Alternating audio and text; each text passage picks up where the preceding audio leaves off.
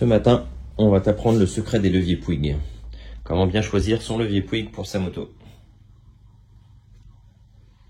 Donc pour chaque côté, frein et embrayage, il faudra que tu achètes deux choses. Ton levier et le petit connecteur qui permettra de relier ce levier à ta moto et qui dépend de ton modèle exact de moto. Tu as cette petite pièce qui est l'adaptateur qui va permettre de venir fixer le levier sur ta moto et qui dépend donc de chaque modèle de moto.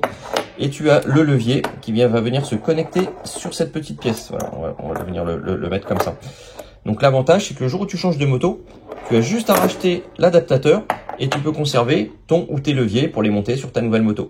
Donc le premier modèle, c'est le modèle le plus classique, c'est le modèle long, pour lequel tu peux choisir la couleur du levier et la couleur du curseur, qui permet de régler l'écartement du levier. Le second modèle, c'est le modèle court. Voilà, c'est un modèle classique, mais en version courte, donc pour pouvoir freiner à deux doigts. Donc pareil, comme le modèle long, tu vas pouvoir choisir la couleur du levier et la couleur de la molette.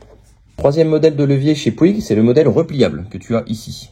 L'avantage de ce levier, c'est que si tu tombes, le levier peut se plier. Donc ça évite tout simplement qu'il casse au moment de la chute. Donc sur ce levier, tu peux choisir la couleur du levier et la couleur du petit curseur. Le dernier modèle chez Puig, c'est celui-ci, c'est le modèle extensible rabattable. Donc il a deux avantages. Premièrement, il se rabat, donc en cas de chute, il ne casse pas. Et deuxièmement, il a une petite vis ici et on peut régler l'emplacement de cette pièce. Donc on peut l'éloigner ou la rapprocher. Donc le but en fait, c'est tout simplement de faire un levier court ou un levier long selon ce que tu veux utiliser. Et voilà, tu connais tout sur les leviers Puig. Tu n'as plus qu'à choisir ton modèle et tes couleurs. N'oublie pas surtout de prendre un levier côté frein, un levier côté embrayage, l'adaptateur côté frein, l'adaptateur côté embrayage. Et on reste disponible si tu as des questions. Bonne route!